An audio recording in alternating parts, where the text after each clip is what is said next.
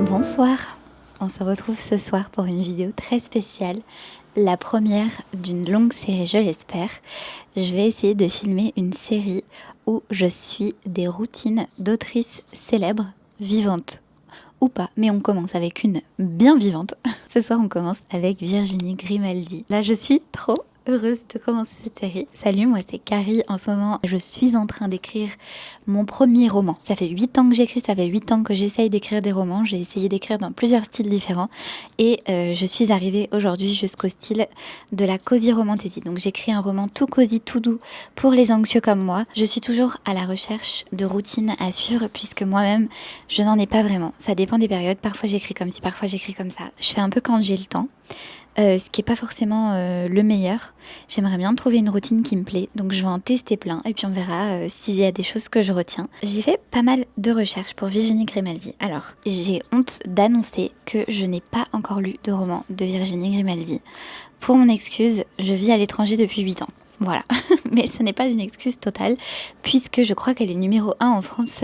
Elle est si connue que mon mec a été extrêmement surpris de savoir que j'ai réussi à la trouver en français dans une librairie en Allemagne. Donc c'est le level qu'elle est très connue, c'est-à-dire que dans ma librairie, il y a 3 étages entiers de livres en allemand, il y a une vingtaine d'étagères de livres en anglais, et il y en a une de livres en français, une toute petite étagère en plus.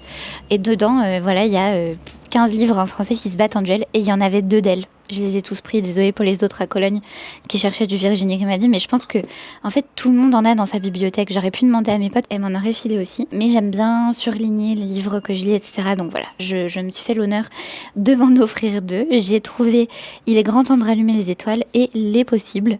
Voilà, c'est les 2 que je vais lire. J'ai commencé celui-ci cet après-midi, Il est grand temps de rallumer les étoiles, et j'adore. Je ne sais pas pourquoi je ne l'ai pas lu avant. Je crois que c'est parce qu'elle m'a beaucoup été recommandée par des gens de ma famille et du coup ça me faisait un peu peur, ça m'impressionnait. Et en plus de ça, je crois qu'elle écrit beaucoup de romans et d'histoires un peu familiales. Et c'est quelque chose que j'essayais un peu de fuir finalement. Je vis à l'étranger, sûrement pour beaucoup de raisons. J'ai une famille tornade. Voilà, on est 6 enfants, je suis l'aînée. J'ai une famille tornade. J'ai assez d'histoires familiales dans ma vraie vie. J'avais pas envie de me retrouver dans des histoires familiales dans des livres. C'est pas quelque chose que je cherchais. Et voilà, ma relation s'est assez apaisée. J'ai assez grandi. Je crois que je suis prête à lire du Virginie Grimaldi. Je n'aurais pas été prête plus tôt. Voilà, c'était trop près du cœur, comme Annie Ernaux que j'ai évité pendant des années et que je suis très contente de découvrir maintenant que je suis prête et que j'ai fait de la thérapie et que toutes mes relations sont apaisées. Donc voilà, une intro vraiment très perso finalement. Tout ça pour dire que j'ai découvert son écriture dans ce roman pour l'instant. Et je vous ferai à la fin de la vidéo, voilà, mon avis, ce que j'en ai pensé, ce que j'ai aimé, etc. de ces romans. Et deuxième petit mot sur l'autrice, comment je l'ai découverte. J'ai découvert son podcast il y a quelques semaines, Les Cahiers de Brouillon, je crois que ça s'appelle comme ça, je vous le mettrai en description de toute façon. Et j'adore, franchement, moi quand on me parle d'écriture, je pourrais écouter ça pendant des heures, je pourrais en parler pendant des heures. On a toujours besoin de plus de podcasts qui parlent d'écriture. Je peux que être fan et j'ai découvert sa personnalité à travers ce podcast et je l'adore en fait, je suis ultra fan, je la trouve tellement solaire, tranquille et en même temps profonde. J'adore les rappels qu'elle fait constamment sur on part pas tous avec les mêmes cartes dans la vie. J'adore qu'elle invite des gens qui n'ont pas forcément eu accès à la culture dès tout petits. J'adore qu'elle parle de beaucoup de doutes, d'anxiété, c'est quelque chose qui me touche beaucoup. Je crois qu'elle et moi nous vivons avec des troubles anxieux généralisés, donc voilà, ça me touche énormément et je vais vous dire un petit peu du coup ce que j'ai pu découvrir sur elle à travers les podcasts, quelques interviews que j'ai lues après aussi pour essayer de comprendre sa routine et pour vous expliquer pourquoi on filme ce soir dans la nuit. Le premier texte que j'ai découvert d'elle, c'est dans un article. C'est elle qui se présentait et elle a écrit « Quand j'étais petite, je me rêvais en écrivain. Je serais assise à mon bureau face à une fenêtre ouverte qui donnerait sur la mer et les mots couleraient de mon stylo rose à paillettes. » J'adore. je pourrais y passer des heures sans les voir passer. Il me faudrait beaucoup de volonté pour faire une pause. Rien d'autre ne m'intéresserait qu'écrire, écrire et encore écrire.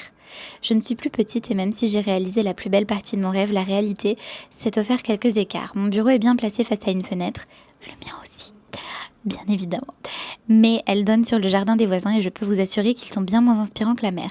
J'ai lâché le stylo pour le clavier, les mots sont souvent en panne et il me faut de la volonté pour me mettre à écrire. Je trouve toujours 1000 autres choses bien plus passionnantes à faire, comme par exemple la poussière derrière le frigo. Tout pareil Virginie, tout pareil. En fait ça touche mon cœur directement. Je rêve aussi d'écrire face à la mer. Je n'ai pas plus grand rêve que de vivre en Bretagne face à la mer. Donc tout pareil, avec un stylo à paillettes, tout pareil. Et en attendant, tout pareil, j'ai mon bureau face à ma fenêtre. Ça, je crois que j'ai trop regardé Sex and the City et Carrie Bradshaw qui écrit devant sa fenêtre. Voilà, je suis matrixée. J'écris face à la rue, devant chez moi. Je sais pas si je peux vous dire pour protéger ma vie privée ce qui s'y passe, mais il y a des oiseaux de nuit souvent qui s'y baladent et qui traînent le week-end. Voilà, c'est... Je vis à la ville, c'est comme ça. Il se passe toujours plein de choses dans ma rue, j'adore. Et j'adore regarder par la fenêtre et regarder la vie en dehors. Donc ça, c'est la première chose sur laquelle j'ai connecté. J'étais là, ok, tu précises stylo à paillettes, je n'ai pas besoin de plus de détails. Tu précises nettoyer derrière ton frigo. C'est vrai que j'ai des nombreuses phases de procrastination où je me mets à trier mon appartement et à le nettoyer de manière frénétique avant d'écrire. J'ai l'impression que tant que c'est pas propre chez moi, je peux pas écrire. Ça, c'est son ami dans le premier podcast qui disait ça aussi. Dans le premier épisode de son podcast, son amie d'origine italienne dont j'ai mangé le nom, Serena. Je vous le mettrai aussi en description, c'est un épisode que j'ai adoré. Je trouve que c'est là où elle est le plus naturelle parce qu'elle est avec une amie proche, donc je trouve ça trop cool, j'ai adoré. Franchement, elle pourrait faire tous les épisodes avec cet invité-là et je regarderai. Je divague encore. Ensuite, qu'est-ce que j'ai découvert sur elle ? Elle va là où l'histoire l'amène au fil de l'eau. Elle essaye de ne pas revenir en arrière et de ne faire que la modifier. Et elle fait quelques recherches ciblées. Cool. J'ai aussi pu, pour mes anciens romans, me perdre dans les recherches. J'essaye cette fois-ci de me limiter. Par contre, c'est vrai que moi, j'ai du mal à continuer au fil de l'eau. Je reviens souvent un peu en arrière pour commencer à me corriger. Donc ce soir, je ne ferai pas de réécriture. Je vais continuer l'écriture directement de mon roman. Ensuite, j'ai trouvé cette citation. J'écris souvent à des moments où l'inspiration arrive et m'oblige à m'isoler pour écrire. Peut-être à n'importe quelle heure du jour ou de la nuit, mais souvent j'écris la nuit. J'écris quand tout le monde est couché. Je suis un peu libérée, j'ai l'esprit plus libre et l'inspiration vient plus facilement que la journée où l'on doit s'occuper de tout le reste. Alors elle, en plus, elle a des enfants. Donc là, vraiment, oui, chapeau à elle. C'est pour ça que j'attends la nuit. Dans un épisode de son podcast, je ne sais plus lequel, elle précise aussi qu'elle va avec des habits un peu loufoques dans sa cabane, dans son jardin pour écrire, et que ses caméras de sécurité l'ont chopé avec un poncho et des bottes de pluie. Je vais chercher mon pyjama le plus loufoque ce soir avant de me mettre à écrire, bien évidemment. Je veux être très confortable, je vais être isolée sur mon balcon, qu'il fasse nuit, qu'il n'y ait que les bruits de la ville pour m'accompagner. J'écris beaucoup en musique, mais ce soir, je ne vais pas écouter de musique. Et ce que j'ai compris à travers tout ce que j'ai pu trouver d'elle, je ne vais pas vous lire à chaque fois les citations, c'est que j'ai l'impression qu'elle laisse plutôt ses personnages et son roman, ses scènes, grandir à l'intérieur d'elle, dans sa tête, avant de les écrire. Elle écrit quand elle en a besoin, quand elle peut plus se retenir et tout file sur la page. Donc je vais essayer de me mettre dans ce mood-là ce soir. Ce que j'ai aussi compris, c'est qu'elle est très concentrée sur ses personnages, sur ce qu'ils ressentent et elle utilise beaucoup de l'humour dans des histoires un peu dramatiques. Elle fait un peu de la dramédie, ça s'appelle, de la comédie dramatique. Donc je vais essayer aussi d'être concentrée sur ça ce soir. J'adore l'humour. C'est vraiment une phrase naze à dire, j'adore l'humour. Mais j'adore l'humour. C'est la chose que je préfère. Je participe à un atelier d'écriture et si j'ai découvert une chose, c'est que j'adore faire rire les gens avec mes textes. Et j'essaye de le faire dans mon roman. Je me fais rire en le relisant, donc c'est déjà très bon signe pour moi. Mais je vais essayer aussi ce soir de rester concentrée sur ça. Peut-être en pensant au lien avec le plus dramatique dans mon histoire pour toujours essayer de créer une tension qui nous fait vibrer et qui nous donne envie de continuer à lire mon livre, j'espère. Donc voilà, ce soir, je vais être un peu concentrée sur ça.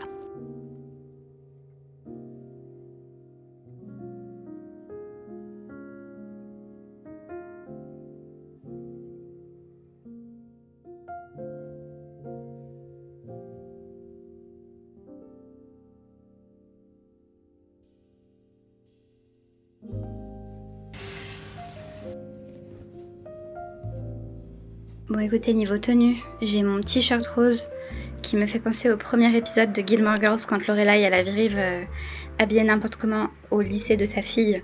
J'adore. Pantalon panthère en coton, pantalon de pyjama panthère et Birkenstock jaune pour aller sur le balcon. Serviette trop petite pour les cheveux. Laver, doucher, poncer, astiquer, dans laver. Normalement pour moi c'est pipi et au lit en fait. Donc là je n'ai jamais écrit prête à l'emploi pour aller au lit. C'est une première, je pense. J'ai déjà fait des sessions un peu tard sur mon balcon, mais jamais lavé, pyjamaté. Voilà, on va voir ce que ça donne. Creux de la nuit on a dit. Là il fait nuit noire. Je me fais une tisane et c'est parti.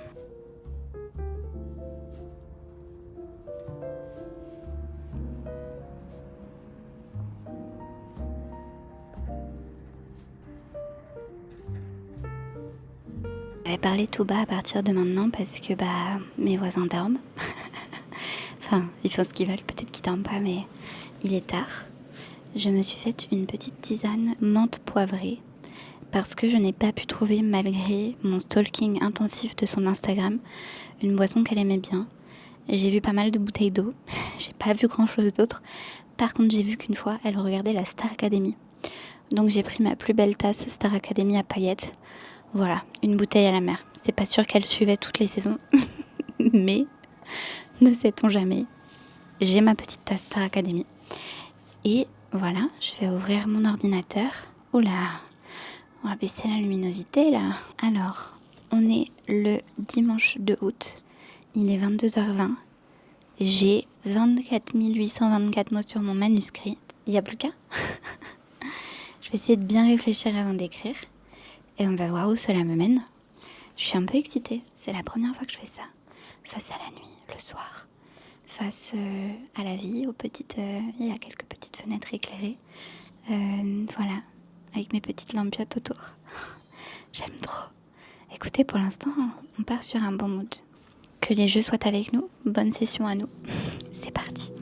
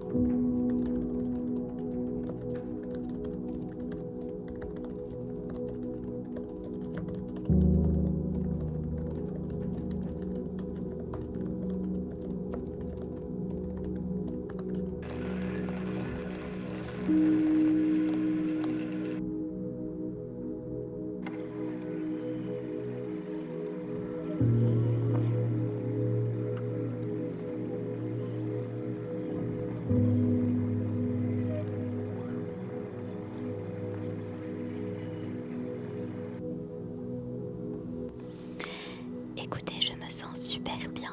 J'ai adoré cette session dans la nuit, mais je vous fais le débrief demain. Parce que là, il reste 5% de batterie sur ma caméra, 4, 10 sur le micro et pas grand chose sur l'ordi non plus. Donc c'est l'heure d'aller se coucher, je crois. À demain. Nous revoilà, on se retrouve le lendemain soir. Pyjama, je suis pas encore démaquillée. Cette fois-ci, je vous fais l'honneur de rester présentable. J'ai terminé de lire Il est grand temps de rallumer les étoiles de Virginie Grimaldi et je suis là pour vous dire ce que j'en ai pensé et tout d'abord ce que j'ai pensé de sa routine d'écriture qui est pas vraiment une routine d'écriture puisqu'elle n'a pas vraiment de routine d'écriture mais d'écrire dans la nuit, franchement j'ai adoré. J'ai adoré, je pensais pas aimer autant, je pensais être fatiguée et en fait t'arrives à un moment où juste tu pousses et tu te remets à fond dans ton histoire et tu veux plus lâcher, limite c'est dangereux parce que je risque de faire des petites nuits si je continue cette routine. J'ai bien aimé parce qu'en fait t'écris le soir, du coup ton histoire elle reste avec toi la nuit, j'ai fait des rêves un petit peu, elle revient avec toi dès le lendemain matin, t'es vraiment plongé dedans plus que d'habitude, plus que quand j'essaie d'écrire l'après-midi ou après voilà je fais d'autres choses et je passe à autre chose dans ma vie et je suis plus vraiment dans mon histoire. J'ai bien aimé écrire dans le silence, c'est quelque chose que je fais jamais, normalement j'ai toujours une petite playlist dans les oreilles et Ça m'a permis de vraiment me concentrer. J'ai écrit moins de 1000 mots. J'ai regardé sur mon manuscrit aujourd'hui, j'étais à 25 600. Donc, c'était pas hyper productif, mais parce que j'ai un petit peu triché, j'ai un peu fait de réécriture pendant ma session. J'avais dit que j'en ferais pas, mais voilà, c'est un peu là où je suis dans mon roman. Donc, j'ai essayé de continuer. Puis, je me suis rendu compte que j'aimais pas trop continuer sans avoir terminé de corriger ce que j'avais fait avant. Donc, voilà, j'ai fait un petit mix des deux. On a le droit de tricher. C'est ma chaîne. Je fais ce que je veux. Mais mon roman, il a quand même avancé. Donc, c'est ça le principal. Et je me suis fait rire moi-même et j'étais dans des scènes un petit peu d'humour. Alors, ce que j'ai pas encore et ce que je trouve qu'elle fait très bien, c'est de mélanger l'humour aux choses plus sérieuses de la vie et ça me donne envie un peu de revoir mes scènes où j'ai des moments d'humour pour voir si ça peut être un peu contrebalancé aussi par d'autres choses pour garder une tension. Ça m'a fait y réfléchir. Donc voilà, je l'ai pas encore fait. Je trouve que c'est pas quelque chose que j'ai encore assez bien fait pour l'instant.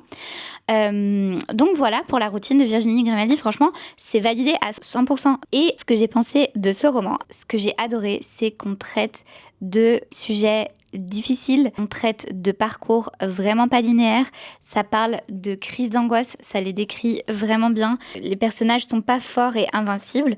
Par exemple, le personnage de Lily, la plus petite des sœurs, au début, je trouvais que c'était trop forcé son humour et en fait, à plusieurs reprises, je me suis mise à rire vraiment à voix haute. Ça se dit rire à voix haute. Je suis écrivaine et je ne sais même pas, peut-être. En fait, il faut se laisser porter. Il faut faire confiance. Ce qui m'a moins parlé, c'est tous les passages sur la maternité. Voilà, c'est pas quelque chose qui m'intéresse énormément. Et il y en avait quand même beaucoup dans le livre parce qu'on suit une relation mère-fille et elle-même avec sa mère. Donc voilà, c'était quand même une grande partie de l'histoire. Ça m'a moins intéressée, mais j'ai adoré le road trip. Toutes les descriptions de paysages, ça m'a donné envie de voyager. J'étais très intriguée de savoir comment est-ce qu'elle allait s'en sortir à la fin. J'allais pas lâcher le livre sans savoir ce qu'allait se passer avec son ex-mari ou son ex-compagnon, avec ses sous aussi. Je trouve que on parle pas assez de gens dans la misère, on parle pas assez de gens qui galèrent, qui sont endettés et j'ai trouvé ça vraiment bien fait et cool. J'ai adoré sa relation à la grand-mère, j'ai trouvé ça très très mignon et j'ai adoré aussi toute l'honnêteté avec les péripéties un peu plus amoureuses de Chloé, la fille aînée. Elle se pose des questions que toutes les adolescentes se sont posées. Là, je m'y reconnais à 100%. Enfin, j'ai vraiment bien aimé ce personnage. Et Anna, voilà, je l'ai trouvée très bonne maman et j'aime trop qu'elle essaye de reconnecter, de créer ce lien et on comprend très très bien qu'à la fin, il y a des souvenirs indélébiles qui se sont créés et qu'elle a eu raison de partir en voyage. Même si au début, voilà, j'ai le sourcil qui s'est un peu arqué en mode « Ah ouais, tu peux rembourser ta dette et c'est ça que tu fais ?» Et comme elle dit, voilà, elle va la rembourser au fur et à mesure, elle a retrouvé du travail. J'ai adoré que ça reste aussi une fin réaliste, elle a retrouvé du travail de femme de ménage, voilà, il n'y a pas de magie, on revient pas dans une situation et d'un seul coup tout est réglé, elle hérite pas de sa mamie, je pensais que ça allait être un peu la solution facile où elle hérite de sa mémé à la fin et en fait non, ça s'est pas passé comme ça et ça j'ai respecté aussi beaucoup cette fin très réaliste, j'ai bien aimé. J'ai pris des notes, ah bah bien évidemment, un passage, je suis tombée de ma chaise, elle est chez moi à Cologne, j'ai adoré. Voilà, juste parce que Cologne est une ville sous-représentée. Peu de gens connaissent cette ville en Allemagne. Et non, c'était trop cool. Elle y va en camping-car. En plus, mes parents sont camping-caristes et je vais tout le temps en camping-car avec eux. Donc ça, tout le côté camping-car, forcément, j'ai adoré. Vraiment. Je crois que d'ailleurs, si mes parents ont un camping-car, c'est parce que ma mère a potentiellement été un peu plus convaincue par ce livre d'en avoir un. Donc vraiment, ça a une grande place dans ma vie finalement, même si je n'étais pas encore au courant. Et bah oui, la première ville par laquelle il passe et à laquelle il s'arrête, c'est Cologne. Bah, j'ai adoré. Voilà, c'est tout. Ça, j'étais trop contente. Bien évidemment, ils sont allés voir la cathédrale. Là, j'ai noté Smart. Oui, j'ai bien aimé la description physique qu'elle fait d'Anna. Alors, moi, c'est un souci que j'ai avec mes romans. J'aime bien créer des personnages féminins grosses, potelés, vous les appelez comme vous voulez, parce que je le suis moi-même et j'aime bien être représentée dans les livres. Voilà, c'est par pur égoïsme et je sais jamais comment faire ce genre de description sans être trop lourde. Haha, hihi, jeu de mots si vous voulez. Mais là, je trouve qu'elle l'a trop bien fait. Elle a écrit « J'ai mis du temps à m'endormir, le matelas de la banquette est fin et dur et mon corps n'est ni l'un ni l'autre. » Bah voilà, je trouve que c'était vraiment bien fait. Et c'est un truc sur lequel je galère, donc j'ai apprécié avoir le tips d'une autrice. J'ai trouvé ça très discret et subtil. Et puis là, une description qui m'a vraiment mise par terre, je me permets de lire le petit passage. Je me suis tellement reconnue, ça m'a fait écho au cœur et enfin c'est... Voilà, je suis quelqu'un qui vit des crises d'angoisse depuis toute petite et c'est vrai que je me suis créé une vie extrêmement confortable et cosy. Je ne vis que par le cosy, par les petites joies du quotidien pour me protéger. Et c'est vrai que quand je dois en sortir, c'est très difficile et parfois ça me peine parce que c'est pour des événements dans lesquels j'ai envie d'être très présente, des grandes fêtes de famille, etc. Et c'est au-dessus de mes forces. Je dois m'échapper, je dois aller m'allonger parce que je suis en train de faire des crises d'angoisse. Et voilà, là, elle le décrit à merveille, ça m'a mis les larmes aux yeux. Elle est en face du Rhin, donc déjà chez moi, et elle parle de sa décision de partir en voyage avec le camping-car. Et elle dit « Si j'avais réfléchi, j'aurais changé d'avis. Je ne suis pas une aventurière. Je n'aime pas les surprises. J'ai besoin de tout anticiper, de tout organiser. L'inconnu m'angoisse, le manque de contrôle me tétanise. Je suis enfermée dans une bulle rassurante, les mêmes lieux, les mêmes personnes, les mêmes trajets. Je refuse systématiquement tout ce qui se trouve à l'extérieur de ce périmètre. Le mariage d'un cousin à l'autre bout de la France. Une soirée dans un restaurant que je ne connais pas, le rendez-vous de l'autre côté de Toulouse, un voyage à l'étranger, n'en parlons pas. Je brandis toujours de bons prétextes, je ne suis pas disponible, je suis fatiguée. Mes filles ne m'ont pas vue depuis longtemps. La France est tellement belle, pas besoin d'aller ailleurs. Tout le monde y croit, je suis casanière, pantouflarde, vieille avant l'âge. Je me décris tout le temps comme ça, je suis une mamie avant l'âge. J'arrive souvent à me convaincre moi-même, mais au fond, je sais, et là, ça me fout les larmes. J'avais 18 ans lorsque j'ai fait ma première attaque de panique, j'étais au volant, la nuit, sur un périphérique, etc. Et donc ensuite, elle raconte la première fois qu'elle a eu une crise d'angoisse. Et tout à la fin de ce chapitre, elle a écrit « En restant dans ma bulle, je limitais les risques. » Et ouais, là, c'est là, vous voyez. En fait, son périple me donne envie de me surpasser à ce niveau-là pour pouvoir être présente pour les gens que j'aime et pour moi-même, partir à l'aventure et à la découverte de choses. Donc voilà, ça c'était pour moi, ça m'a tellement touchée que c'était le gros point fort de ce livre. Je sais que c'est pas le seul. Si vous avez des enfants, ça peut vraiment vous parler. Je suis sûre que j'ai noté 3 autres endroits où c'était vraiment smart, où ça m'a parlé. Mais voilà, ça c'est vraiment les passages les plus forts pour moi. Ah, et la dernière chose que je voulais dire à la lecture de ce livre, en fait c'est fou, mais après l'avoir entendu en podcast, j'ai l'impression de la reconnaître à fond dans tous les personnages de ce livre. Et en fait ça m'a troublée parce que j'ai vu à quel point elle met d'elle dedans. Il y a des phrases qu'elle a dit dans son podcast, qu'elle redit dans le livre, et elle l'a écrit avant, et il y a longtemps, il y a plusieurs années maintenant. Donc j'ai trouvé ça lunaire, à quel point on est une personne et on met de nous dans tous nos écrits, et je trouve que c'est la plus belle chose qu'il y a à faire. Notamment, il y a une phrase qui m'avait marquée dans son podcast où elle a peur que ses enfants grandissent et elle veut pas les avoir faits pour elle. Donc bien sûr qu'elle va les laisser en liberté dès qu'ils seront assez grands, en liberté totale, mais c'est quelqu'un qui est très très proche de sa famille et qui a peur de voir ses enfants grandir. Et ça, presque mot pour mot, on le retrouve dans ce livre. C'est une problématique qu'elle a aussi avec ses filles. Ici, c'est pas ses fils, mais voilà. Et plusieurs petits trucs comme ça qui m'ont fait tilt, où je me dis, tiens, c'est marrant, je l'ai entendu dire ça, et là, je le retrouve à travers le personnage de sa fille, par exemple. Enfin, c'était son humour aussi, on le retrouve beaucoup chez Lily. Donc voilà, ça, j'ai adoré avoir écouté le podcast d'abord et retrouver l'écrivaine dans son livre. Je trouve ça touchant et vibrant et fort. Voilà, j'espère que j'en ai assez dit. Voilà pour mon expérience avec Virginie Grimaldi. Écoutez, ça m'a changé de toutes les romantésies que je lis en ce moment-là. C'était un changement d'univers complet et ça m'a fait beaucoup de bien. Ça m'a rafraîchi mon palais. Ça m'a donné envie d'écrire des histoires plus proche de ma vie parfois, et j'espère qu'un jour j'aurai la force et le courage de le faire comme elle l'a eu dans ce livre. Et je crois dans beaucoup de ses livres, elle dit toujours qu'elle prend du perso et qu'elle l'infuse à travers toutes ses histoires et tous ses personnages. Donc voilà, j'espère avoir le courage de le faire plus souvent. Voilà, ça m'a beaucoup inspirée. Merci Virginie Grimaldi d'exister et d'avoir écrit. Je suis ravie de l'avoir découverte et j'espère que cette vidéo vous a plu, vous a donné envie de la lire de manière générale, de vous retrouver dans des histoires, d'accepter vos failles, d'en faire des forces et du courage. J'espère que si vous êtes écrivaine, ça vous a donné envie de tester l'écriture la nuit quand il n'y a plus rien à faire, quand il n'y a plus de bruit autour de nous. Je vous promets que c'est sympa. Moi, je vais continuer. Je pense que je vais le refaire de temps en temps, pas tout le temps parce que j'aime beaucoup dormir. Mais de temps en temps. Je vous retrouve très bientôt. Dites-moi si vous avez d'autres autrices françaises vivantes que vous voulez voir dans les routines d'autrices, parce que c'est peut-être ce que je connais le moins. Donc je serais ravie d'en découvrir d'autres. Dites-moi en commentaire. Et voilà, je vous remercie d'avoir regardé cette vidéo jusqu'au bout. Commentez votre roman préféré de Virginie Grimaldi. J'en ai beaucoup encore à lire, donc dites-moi votre roman préféré d'elle et pourquoi. Et voilà, on se retrouve très bientôt dans une prochaine vidéo. Merci d'avoir regardé, abonnez-vous pour voir les suivantes et prenez grand soin de vous et je vous souhaite du temps de lecture dans la vie. À bientôt!